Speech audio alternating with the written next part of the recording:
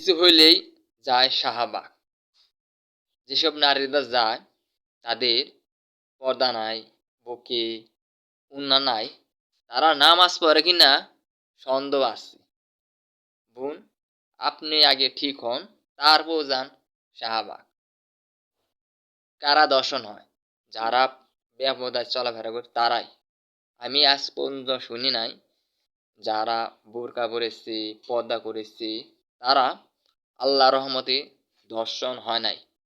ধর্ষণ তারা হইছে যারা রাস্তাঘাটে বেপরদায় চলাফেরা করতেছে।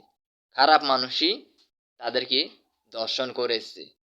এখন সময় আসছে ৫ ওয়াক্ত নামাজ পড়বেন, সবসময় ভালো কাজ করবেন। গরিব অসহায় মানুষ যারা আছে তাদের পাশে দাঁড়াবেন। মরণের কথা চিন্তা করবেন। এখানে যদি ভালো কাজ করেন উপরে নিশ্চয়ই ভালো থাকবেন।